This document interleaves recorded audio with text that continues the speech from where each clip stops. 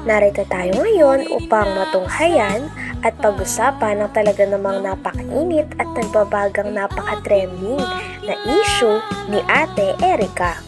Sa pagpapatuloy nga ng ating istorya ay nandoon pa rin si Kalingap Val Santos Matubang sa bahay nila Ate Erica upang i-interview at makapanayam ang kanyang lolo at lola na naiwan, pati na rin ang kanyang ibang kamag-anak na nagagalit sa kanya. Sa vlog nga na ito ay sinabi nga din ng lolo ni Ate Erica na siya daw talaga ang unang vlog ni Kuya Ruel upang tulungan. Ngunit nabaling lang daw talaga ang focus kay Ate Erica at ginawa siyang Kalingap Angel. At dahil nga doon ay nagtuloy-tuloy na rin ang sikat ni Ate Erica. Tay, magandang araw po sa iyo. Ang pangalan mo, Tay? Miguel. Miguel. Surita. Ikaw yung unang gi-vlog ni Ruel Umpo. para tulungan. Siya po. Ngayon, bakit napunta kay Erica yung tulong? Ay, di ko nga po alam at siyang napukusan na nila Rab. Ang sabi ata ni Ruel, nilipat kay Rab, parang hindi daw kayang Awang ko, hindi ko alam. Yung natagpuan si Erica, parang si Erica ang parang turnover ni Ruel kay Rab. Kay Rab. Kalingap Rab. So yun, ginawang Kalingap Angels. Yun.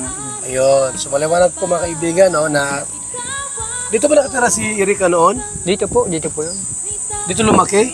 Ay, dito na po sa amin yun. Okay. Nung dati pa sa kuwang kami sa Katandungan ay napalit. Dito nga din ay nalaman ng lahat na may isa palang matanda na negosyante ang tumutulong kay Ate Erica at ang pangalan nito ay June A.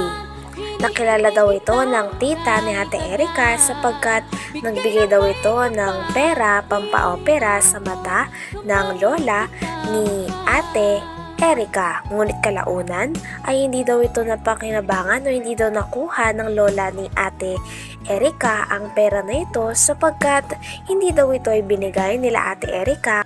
Kaya dito na nga rin nagsimula ang talaga namang malala at napakalaking gulo o hidwaan sa pagitan ni Ate Erica at ng kanyang lolo at lola na talaga namang nagpalaki, nagmalasakit at nagpaaral sa kanya simula nung siya ay bata pa. Lagi si Erica. Maliit pa yun sa amin. Kayo na nagpalaki noon. Kami na po, Ngayon, kapaaral. nasaan sila ngayon? Ay, nasa bagong bahay na po. May bagong bahay na po sila. Sino po ang nagpatayo ng bahay nilang bago? Ay, sila yata po. Sino po ang tumulong ang nagbigay ng pampagawa ng bahay? Ayun, ang pag-aalam ko po, yung nga pong nakausap naman sila, yun daw matanda ko. Yung matandang yung Tanda?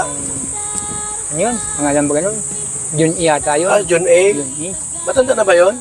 Sabi po, matanda na. Ate, ano ko lang, matanda na ba si John A?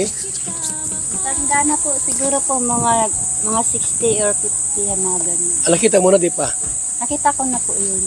Saan mo Kasi nakita? nagpasalamat po ako rin sa kanya nung yung last baga po na vlog ni Kalingap, ni Rab na nagbigay kay mama ng pampaopera ng sa mata. Okay.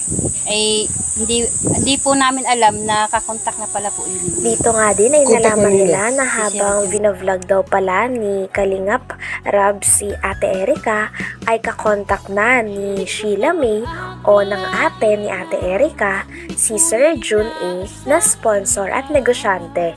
Kaya naman ang nangyari ay sinabi daw ni Ate Sheila May ni Erica kay Sir June A na huwag nang padaanin ng pera kay Kalingap Rab at diretsyo na lamang sa kanila. Kaya naman ito rin ang naging rason kung bakit umayaw na si Ate Erica magpa-vlog kay Kalingap Rab. At dahil nga dito ay napatayuan na nga si Ate Erica at ang kanyang ate na si Sheila May ng bahay, at nung nakapatayo na nga ng bahay ay hindi nila sinama ang mga tao na nagpalaki sa kanila na ang kanilang lola at lolo at ang iba pa nilang kapamilya. Kaya nagsimula ito ng hidwaan. Nagbigay kay mama ng pampaopera ng sa mata. Okay.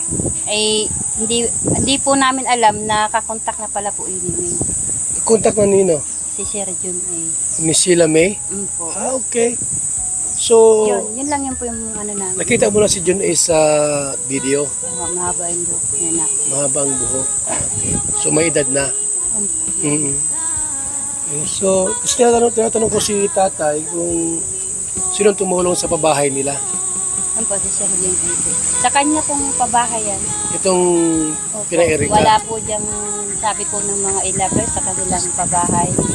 Kay Sir Jun ay po. Okay. Pati mga gamit ng bahay. Okay. So, ibig sabihin ngayon, may bahay na si Erika. Sila may kumpleto ang gamit. Okay. So, ang nagpabahay niyan, si John A. Si Sir Jun. Hindi ang ilabers. Hindi po. Hindi ang ilabers. Inaangkin lang po ng mga ilabers. Inaangkin nila na sila Kaya nagpabahay sila niya. nagagalit kasi ayaw nilang Simula nga daw nung bagong taon at naggaling sa ospital ang lola nila, pagkadating daw ng lola nila sa bahay ay nakahakot na daw kagad si Ate Erika at ang kanyang ate Sheila May. Nang sa ganon ay makalipat na sila. At nung nakalipat na sila sa bahay na pinatayo ni Sir Jun A ay hindi na raw sila muling bumisita sa kanyang lolo at lola at iba pang kamag-anak. Talagang kaya naman sumama ang loob ng lola at lolo ni Ate Erika sapagkat parang kinalimutan na lang sila basta-basta ng kanilang apo na kanilang pinalaki at pinagmalasakitan. Ah, ganun ba? So, alam mo yun yung kwento alam tungkol dyan? kasi naririnig-rinig ko din po. Mm-mm. Kasi iisang bahay lang naman po kasi kami dito. Dito pala si Erika lumaki. Po. Nakatira kay lolo niya. Dito. Ngayon, may bahay na silang bago. Siya po. Di ba pupunta rito si Erika? Mula po nung nung bagong taon po na nung last po, itong nasa ospital po kasi mama noon, pag uwi po namin dito, wala na sila, naghakot na sila ng gamit. Nung paghakot, last year pa, Opo, nung bagong taon pa po. mula noon hanggang ngayon, hindi siya pupunta rito, napunta naman. Hindi na po. Hindi na pupunta rito. Wala na Ni po. dumalaw, hindi. Wala na pong irikang pumupunta dito. Pati si Sheila May. Wala na. Yung mga palabas po ng mga e-lover na sinasabi po nila na monthly may natatanggap si mama. Sila mama, yung mga magulang ko. Meron? Kasi Wala. malingan po yan. So wala pa lang natatanggap. Simula pala ay napabahayan si Ate Erika ay hindi niya na sinama ang kanyang lolo at lola sa pabahay na kanilang natanggap. At pagkatapos naman nito ay bumukod na nga sila ng kanyang ate sa mga tao na nagpalaki sa kanila at nagmalasakit simula bata pa sila. At sabi pa nga dito ng tita ni Ate Erika ay may kumakalat daw na nagpapadala daw o nagsusustento pa din si Ate Erika at si Sheila May sa kanilang lolo at lola.